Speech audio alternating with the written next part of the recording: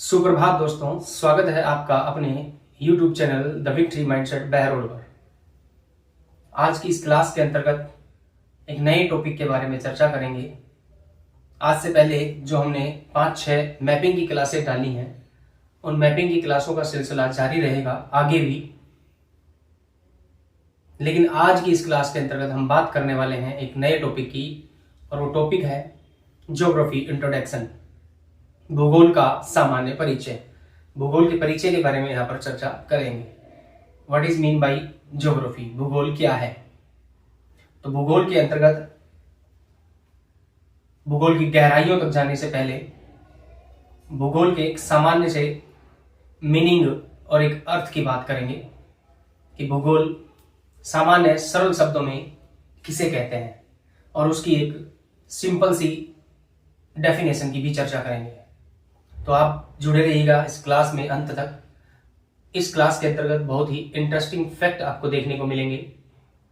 आगे चल करके इसी क्लास में हम फादर ऑफ ज्योग्राफी के बारे में भी बातें करेंगे कि फादर ऑफ ज्योग्राफी कौन है। आश्चर्य करेंगे, यहाँ एक नहीं, दो नहीं, 4 फादर ऑफ ज्योग्राफी हैं। तो आप देखते रहिएगा, इस क्लास से अंत तक जुड़े रहिएगा। आपके ये क्लास जो है बहुत ही ज्यादा फायदेमंद साबित होगी। जो भी विद्यार्थी भूगोल का विद्यार्थी है वो इस क्लास से काफी फायदा ले पाएगा, और एक सामान्य सी जो जानकारियां होती हैं, कॉमन जो फैक्ट होते हैं, उन फैक्ट को समझ पाएगा। तो दोस्तों चलिएगा स्टार्ट करते हैं हम। आप देख पा रहे हैं बोर्ड पर लिखा हुआ है ज्योग्राफी इंट्रोडक्शन। तो सबसे पहले यहाँ पर एक सामान्य से अर्थ को लेकर के चर्चा करेंगे कि भूगोल जो है उसका मीनिंग क्या होता है, उसका मतलब क्या होता है, और वो एक ग्राफ के माध्यम से समझेंगे, एक रेखा चित्र के माध्यम से हम समझेंगे। देखिएगा, ये एक वर्ड है ज्योग्राफी, और ज्योग्राफी जो है वो 2 वर्ड से मिलकर के बना है, 2 शब्दों से मिलकर के बना है, और उन्हीं 2 शब्दों के आधार पर हम यहाँ पर भूगोल की एक सामान्य सी सरल सी अपने शब्दों में परिभाषा का निर्माण कर लेंगे।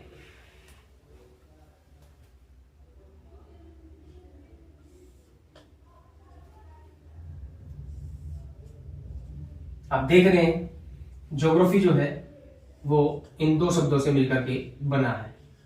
एक शब्द जियो है और एक शब्द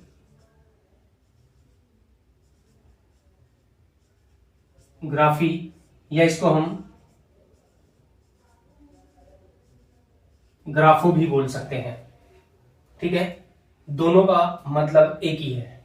आप चाहे ग्राफी बोल दीजिए, आप चाहे ग्राफो बोल दीजिएगा। आगे चलते हैं, देखिएगा इन दोनों वर्ड का भी हम मतलब समझेंगे। यहां पर देखिएगा जियो जो है, इस जियो का मीनिंग यहां पर लिया जाता है भौगोलिक शब्दावली में अर्थ से, और ग्राफी का मतलब यहां पर लिया जाता है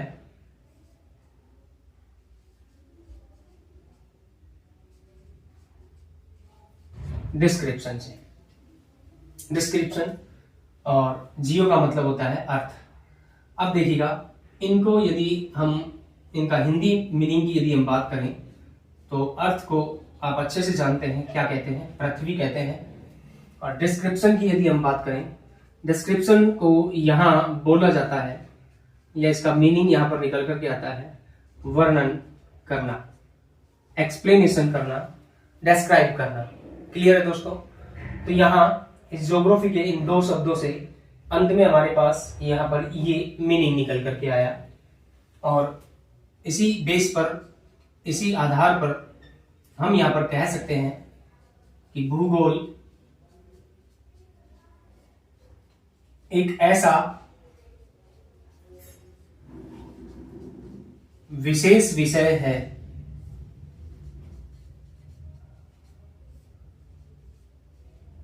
जो पृथ्वी एवं उससे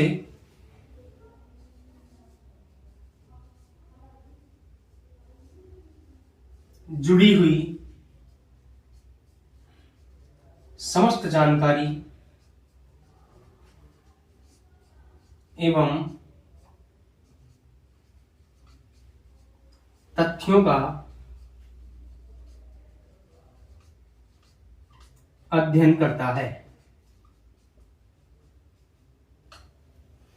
तो दोस्तों, ये सरल सी एक परिभाषा अपने सामने आ गई है।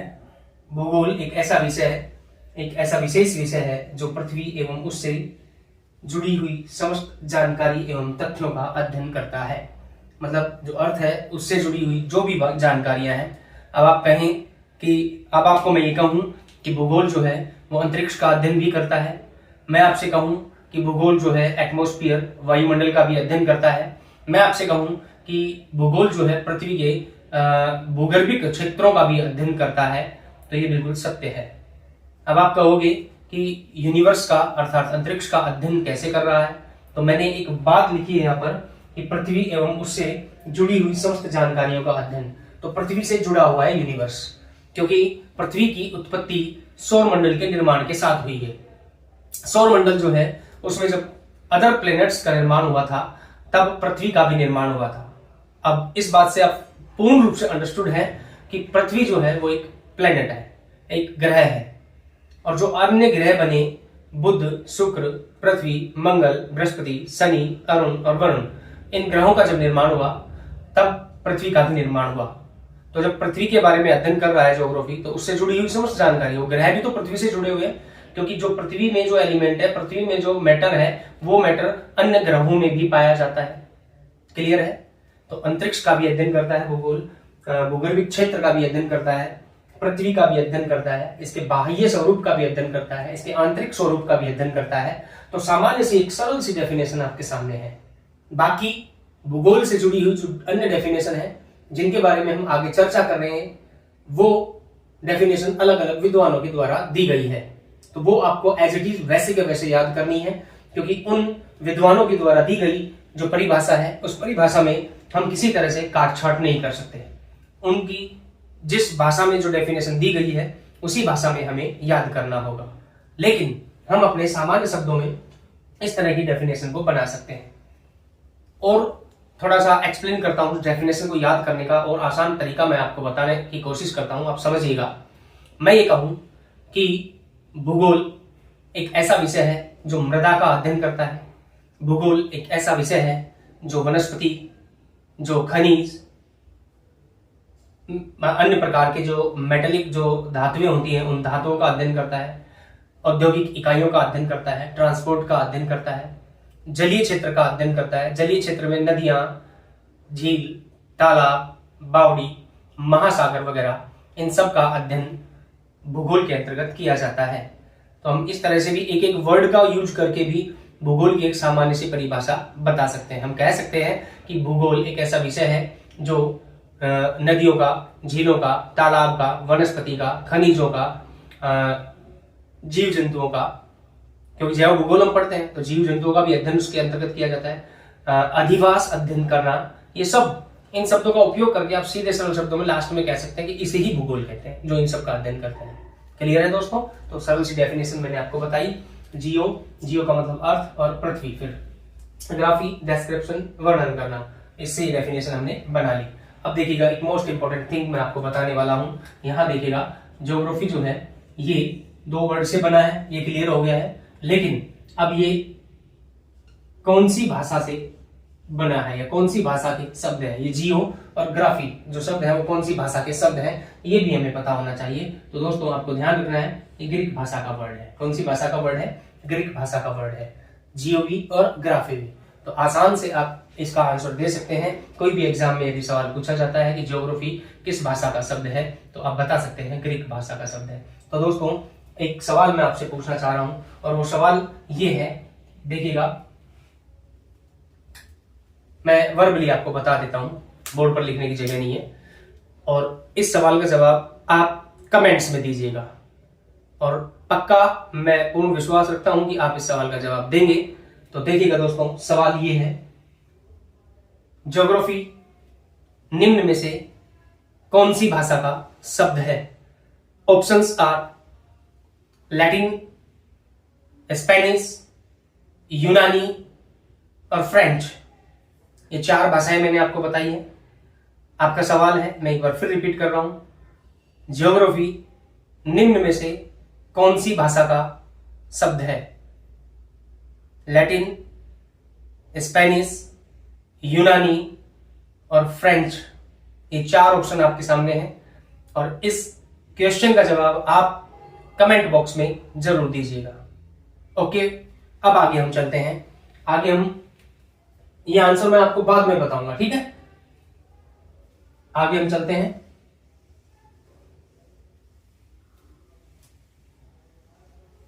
क्योंकि जो क्वेश्चन आपको दिया गया है एज ए होमवर्क, वो आपको खुद को कमेंट बॉक्स में बताना है दोस्तों। आगे हम चलते हैं और आगे हम बात करेंगे फादर ऑफ ज्योग्राफी के बारे में। फादर ऑफ ज्योग्राफी जो है वो कौन कौन है, देखिएगा। फर्स्ट ऑफ ऑल यहाँ पर हम एक फादर ऑफ ज्योग्राफी की बात करने वाले हैं। प्रत्येक भूगोलवेताओं का अपना एक क्राइटेरिया होता है और वो अपने अपने क्षेत्र में कार्य करते हैं। ज्योग्राफी का जब अध्ययन किया जा रहा है तो ज्योग्राफी से रिलेटेड जो भी फैक्ट हैं, जो भी तथ्य हैं, जो भी टॉपिक हैं, उन टॉपिक को पढ़ेंगे सभी विद्वान। हर बार जो है, जो विद्वान इन टॉपिक्स को पढ़ता है वो अपने नए विचार प्रस्तुत करता है और ज्योग्राफी में नए रिसर्चों को जोड़ता चला जाता है। अब यहां पर हम बात करने वाले हैं फादर ऑफ ज्योग्राफी के बारे में। तो देखिएगा दोस्तों,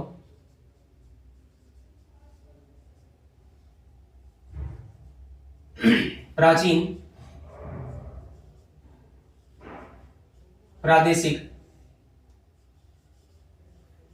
भूगोल के पिता, प्राचीन प्रादेशिक भूगोल के पिता कौन है? तो ये यहां पर इसका आंसर आपको याद रखना है, हिकेटियस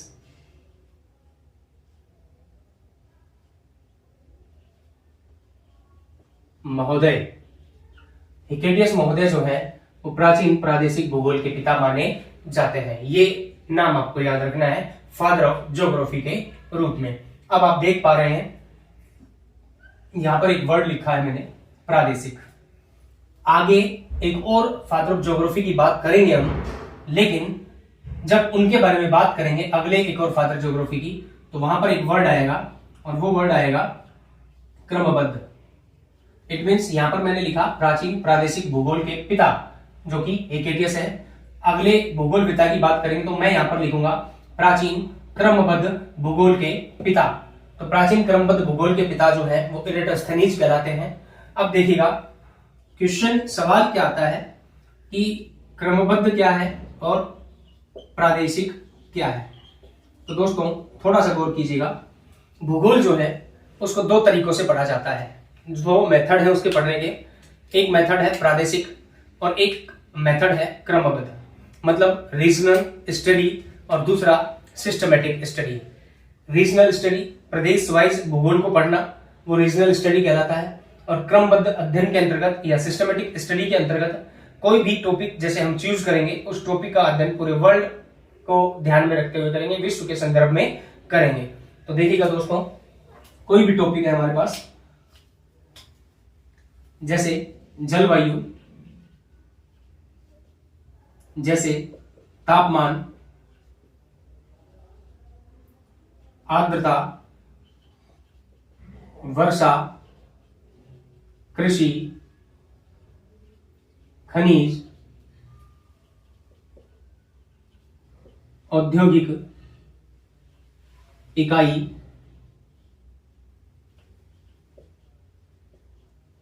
विनिर्माण उद्योग, एक ही बात है वैसे, लेकिन शब्दों का थोड़ा हेरफेर है, ठीक है। मृदा,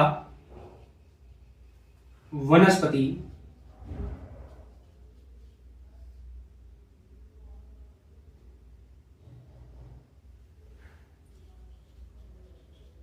ज्वालामुखी, भू आकृतियां, ये सारे क्या है, ज्योग्राफी में पढ़े जाने वाले टॉपिक है। और इन टॉपिकों का अध्ययन जो है वो सभी विद्वान करते हैं जो ज्योग्राफी का बहुत गहराई से डीपली अध्ययन करते हैं।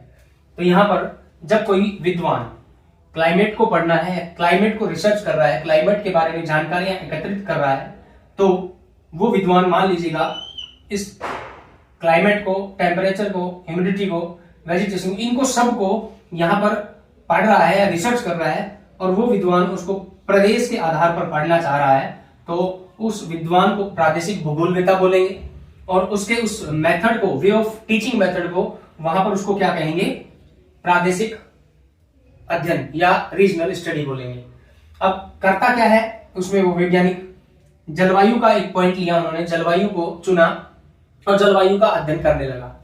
तो जलवायु का अध्ययन करने के लिए उसने एक प्रदेश का चयन किया, और वो प्रदेश मान लीजिएगा भारत है। तो क्लाइमेट को यहां पर वो पढ़ेगा भारत के संदर्भ में। क्लियर है दोस्तों? उसके बाद तापमान का अध्ययन करना है उसको, और उसके बाद भारत को ही अभी प्रदेश माना हुआ है, भारत की ही क्लाइमेट को पढ़ा। भारत की क्लाइमेट के ऊपर रिसर्च करने के बाद भारत के टेम्परेचर के ऊपर रिसर्च करेगा। उसके बाद दूसरा टॉपिक लेगा आर्द्रता, भारत के आर्द्रता के बारे में अध्ययन करेगा। वनस्पति, भारत की वनस्पति का अध्ययन करेगा। फिर वर्षा, कृषि, खनिज, ज्वालामुखी, भू आकृतियां, मृदा, विनिर्माण उद्योग, औद्योगिक इकाइयां, एक एक करके उन सारे टॉपिक्स का अध्ययन भारत के संदर्भ में करेगा।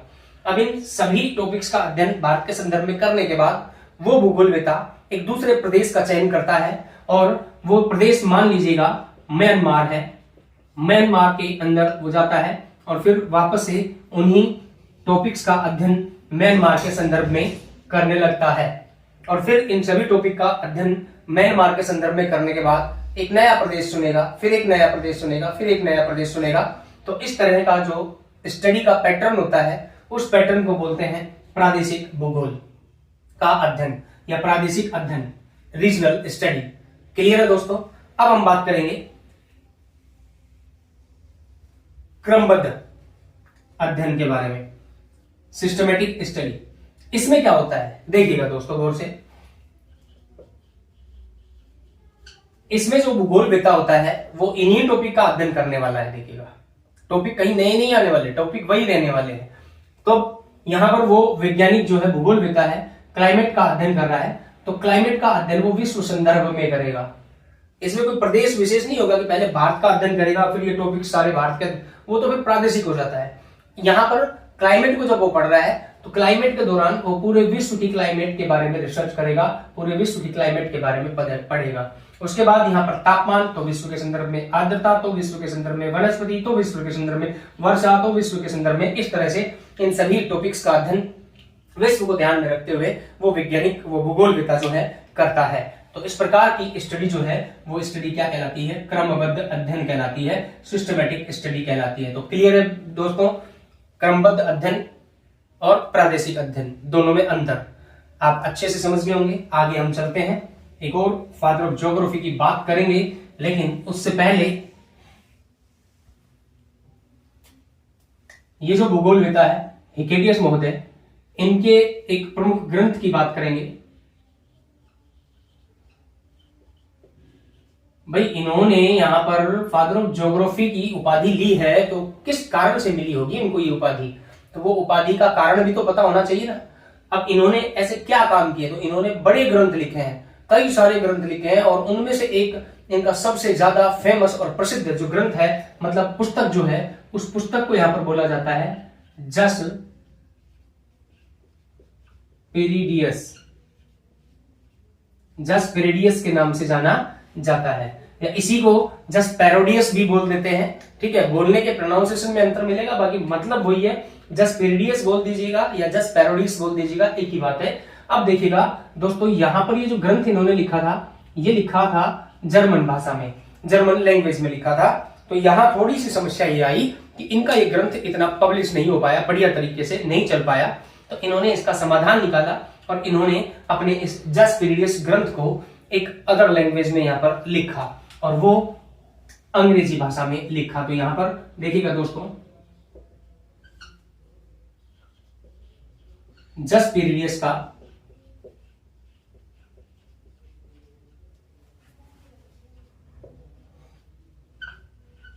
अंग्रेजी अनुवाद, क्योंकि अंग्रेजी सबसे ज्यादा बोली जाने वाली भाषा आज वर्ल्ड में है, तो अंग्रेजी भाषा में अनुवाद किया, जिसका नाम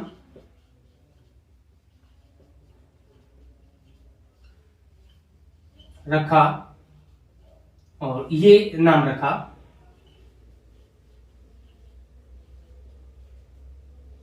डिस्कशन ऑफ द अर्थ। ये इस ग्रंथ का नाम इन्होंने यहां पर रखा। अंग्रेजी में जब लिखा तो इसका नाम क्या रख दिया गया? डिस्कशन ऑफ द अर्थ रख दिया गया। क्लियर है दोस्तों? तो ये एक इनकी प्रसिद्ध पुस्तक थी। इसके बाद एक और पुस्तक इनकी जो फेमस रही है उसकी बात करें तो उस पुस्तक को बोलते हैं जेनेथोलॉजी। जेनेथोलॉजी के नाम से एक और पुस्तक इन्होंने लिखी जो इनकी फेमस पुस्तकों में काउंट की जाती है। यहां पर दोस्तों ये जो पुस्तक है, इस पुस्तक में थोड़ा सा इन्होंने ज्योग्राफी से हट करके कुछ बातें की हैं। ज्योग्राफी के बारे में भी चर्चाएं हैं इसके अंतर्गत, बट यहाँ पर आत्मसंस्मरण और यात्रा वृत्तांतों का वर्णन इन्होंने ज्यादा किया है। प्राचीन समय में जब कोई खोजकर्ता, कोई व्यक्ति रिसर्च के लिए निकलता था तो उसको लंबी लंबी यात्राएं करनी पड़ती थी, और उन यात्राओं के दौरान उनको जो बाधाएं और कष्टों का सामना करना पड़ता था, उन सभी बातों का वर्णन इस पुस्तक के अंतर्गत, जेनेथोलॉजी के अंतर्गत मिलता है। तो दोस्तों आपको ध्यान रखना है, यहाँ पर एक जेनेथोलॉजी और एक जसपेरिडियस, ये दो पुस्तकें जो है इनकी प्रसिद्ध पुस्तकों में से मानी जाती हैं, और डिस्कशन ऑफ द अर्थ जो है वो जसपेरिडियस का ही अंग्रेजी अनुवाद माना जाता है। क्लियर है दोस्तों? आगे हम चलते हैं, एक और भूगोलवेता की बात करेंगे। मैं यहां से ये इरेज कर रहा हूं।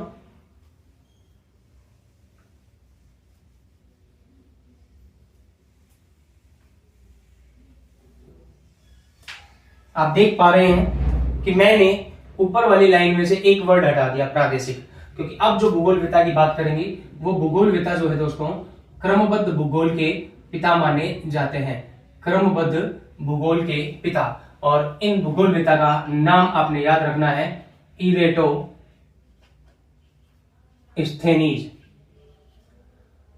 इरेटोस्थेनीज ये आपको ध्यान रखना है। और इरेटोस्थेनीज जो है इनके प्रमुख ग्रंथ की बात हम करें, प्रमुख ग्रंथ की यदि हम बात करें तो इनका जो प्रमुख ग्रंथ है उस ग्रंथ को बोला जाता है दोस्तों जियोग्राफिया। जियोग्राफिया, जियोग्राफिया के नाम से यहाँ पर इसको जाना जाता है। ध्यान रखिएगा जियोग्राफिया है यहाँ पर, इस वर्ड को आप ध्यान रखिएगा, अन्यथा ये वर्ड आपके ध्यान नहीं रहेगा तो आप मात खा सकते हैं। कंपटीशन के एग्जाम में आपका सवाल गलत हो सकता है। तो दोस्तों इरेटोस्थेनीज के द्वारा लिखी गई पुस्तक का नाम जियोग्राफिया है, जो इनका सबसे प्रमुख ग्रंथ माना जाता है। नोट डाउन कीजिएगा, फोकस कीजिएगा इस बात के ऊपर कि एक और ग्रंथ है जियोग्राफिका।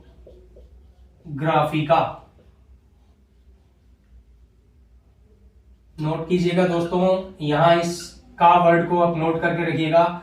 ये जो ग्रंथ है इस ग्रंथ के रचनाकार माने जाते हैं स्ट्रैबो। इस ग्रंथ के रचनाकार माने जाते हैं स्ट्रैबो दोस्तों। तो ध्यान रखिएगा, ये जियोग्राफिया इरेटोस्थेनीज ने लिखी है, जियोग्राफिका स्ट्रैबो ने लिखी है। यहां पर सवाल आता है कि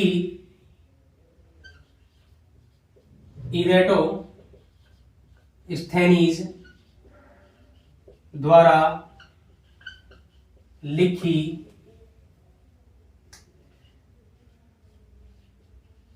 गई पुस्तक का क्या नाम है? तो दोस्तों यहां आपको ऑप्शन में मिलेंगे। ऑप्शन ए जो रहेगा वो रहेगा जियोग्राफिका। ऑप्शन बी जो रहेगा वो कॉस्मोस। ऑप्शन सी जो रहेगा यहां डाई अर्डकुंडे। और ऑप्शन डी जो रहेगा जियोग्राफिया। इस तरह से ये ऑप्शन दिए जाएंगे। यहां अगर हम जल्दबाजी करेंगे तो मात खा सकते हैं। तो थोड़ा सा जो मैंने बताया आपको या और का शब्द का अंतर करके चलिएगा। पूछा जा रहा है इरेटोस्थेनीज की पुस्तक, हम जल्दबाजी में जियोग्राफी ये पढ़ते ही इस प्रश्न को आप राइट कर देंगे। तो बच्चों ध्यान रखिएगा, जल्दबाजी नहीं करनी है। प्रश्न के चारों ऑप्शन जो है हमें अच्छे से पढ़ने हैं। हो सकता है अंत वाला सवाल, अंत वाला ऑप्शन जो है आपका राइट हो, और एक्चुअल में राइट यही होता है। तो ये कंफ्यूज करने के लिए इस तरह के ऑप्शन में कन्वर्ट करके क्वेश्चन को दिया जाता है दोस्तों। तो ध्यान रखिएगा, आप लोगों को याद रखना है इरेटोस्थेनीज की जो पुस्तक है उसका नाम ज्योग्राफिया है, और स्ट्रैबो के द्वारा लिखी गई पुस्तक का नाम ज्योग्राफिका है। क्लियर है दोस्तों? आगे अभी हम चलेंगे और कुछ फैक्ट की बात करेंगे। मैं यहां से इसको इरेज कर रहा हूं। इन प्रश्नों को आप लोग अपने नोटबुक में मेंशन करते रहना दोस्तों, संग्रह हो जाएगा और आपके एग्जाम में आपको मदद मिलेगी। इसके बाद देखिएगा दोस्तों, यहाँ पर इरेटोस्थेनीज जो है, इन इरेटोस्थेनीज को बोला जाता है भूगोल का जनक। जनक इनको इसलिए कहा जाता है कि यहाँ पर इरेटोस्थेनीज ने भूगोल अर्थात ज्योग्राफी शब्द का सर्वप्रथम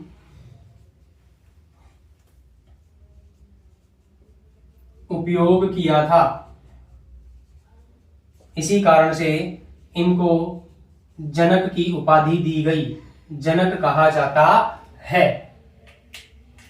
तो ये बात आप ध्यान रखिएगा, क्योंकि ज्योग्राफी शब्द का सर्वप्रथम उपयोग इरेटोस्थेनीज महोदय ने किया। इनसे पहले जो भी भूगोलवेत्ता रहे उन्होंने सिर्फ भूगोल के उन टॉपिक्स का अध्ययन जरूर किया, लेकिन एक पर्टिकुलर एक विषय के रूप में नहीं कर पाए वो, और उन टॉपिक्स का अध्ययन करके बस अपनी किताबों में उन्होंने संग्रहित किया, लिखा, लेकिन उन सभी टॉपिक्स को एक जुटता में बांधते हुए एक शब्द दे दिया ज्योग्राफी। और उन्होंने कहा कि आज से जो ये टॉपिक हम पढ़ते आ रहे थे, इन सभी टॉपिक को किस विषय के अंतर्गत पढ़ेंगे? ज्योग्राफी के अंतर्गत पढ़ेंगे। तो दोस्तों ध्यान रखिएगा, इसी कारण से इरेटोस्थेनीज महोदय को क्या कहा जाता है? भूगोल का जनक भी कहा जाता है। जनक मतलब जन्म देने वाला, तो इन्होंने ज्योग्राफी शब्द को जन्म दिया, इसलिए जनक कहा जा रहा है। और इन्होंने ज्योग्राफिया नामक पुस्तक लिख करके भूगोल का पालन पोषण किया, इसीलिए इनको पिता की भी उपाधि दी जाती है दोस्तों। क्लियर है? आगे हम चलते हैं। अब देखिएगा, यहां हमने बात की थी प्राचीन भूगोलवेताओं की, प्राचीन प्रादेशिक की बात की और प्राचीन क्रमबद्ध की बात की। अभी हम बात करने वाले हैं यहां आधुनिक।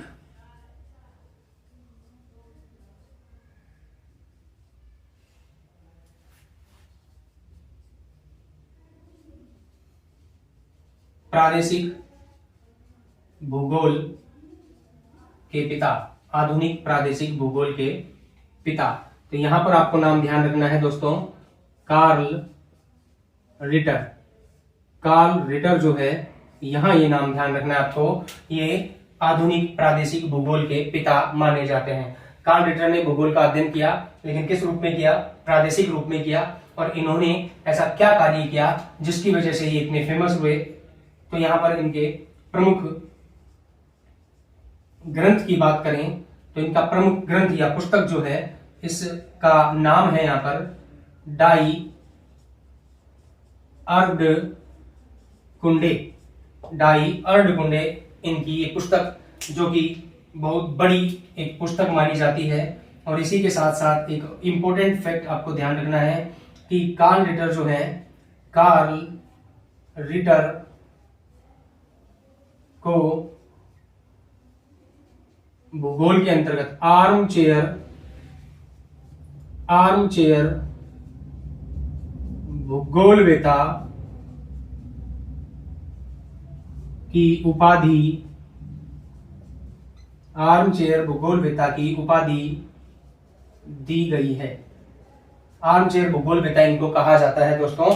तो इस तरह से ये आपके सामने मैंने 3 भूगोलवेताओं की बात की, हिकेटियस महोदय, इरेटोस्थेनीज महोदय और कार्ल रिटर महोदय। हिकेटियस और इरेटोस्थेनीज प्राचीन भूगोलवेता हैं, और आधुनिक भूगोलवेताओं के अंतर्गत कार्ल रिटर भूगोलवेता यहाँ पर फादर ऑफ ज्योग्राफी कहलाते हैं। इनकी पुस्तक डाई अर्धकुंडे है और इनको आर्मचेयर भूगोलवेता कहा जाता है। इसके बाद हम बात करने वाले हैं एक और भूगोलवेता की, जो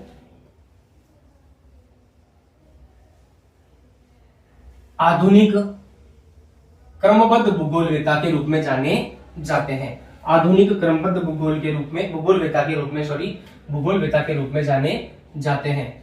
आधुनिक क्रमबद्ध भूगोलवेता के पिता, तो उनका नाम है, यहां पर आपको ध्यान रखना है, अलेक्जेंडर वॉन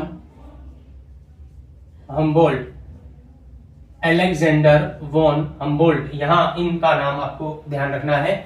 और अलेक्जेंडर वॉन हम्बोल्ट जो है, इनकी प्रमुख पुस्तक जो है, प्रमुख पुस्तक जो है, उस पुस्तक का नाम है कॉस्मोस। उस पुस्तक का नाम क्या है दोस्तों? कॉस्मोस। अब कॉस्मोस जो है, ये नाम देखते ही जहन में ये विचार आता है कि जो अलेक्जेंडर वॉन हम्बोल्ट जो है, इन्होंने ज्यादा चर्चाएं जो है वो ब्रह्मांड के लिए की होंगी, क्योंकि इस कॉस्मोस का मीनिंग जो होता है, अर्थ जो होता है, वो ब्रह्मांड होता है। बट ऐसा नहीं है, इन्होंने ब्रह्मांड के बारे में बातें जरूर की है ज्योग्राफी में, लेकिन इन्होंने यहाँ पर एक भौगोलिक जो तथ्य है, टॉपिक जो है, उसके बारे में ज्यादा गहराई से अध्ययन किया, और वो टॉपिक है जलवायु, क्लाइमेट। और जलवायु का बहुत गहराई से अध्ययन करते हुए इन्होंने विश्व के प्रमुख जलवायु प्रदेशों का वर्णन किया है, इसीलिए इनको फादर ऑफ क्लाइमेटोलॉजी की भी संज्ञा दी जाती है। ये आधुनिक क्रमबद्ध भूगोल के पिता भी हैं, साथ ही साथ इनको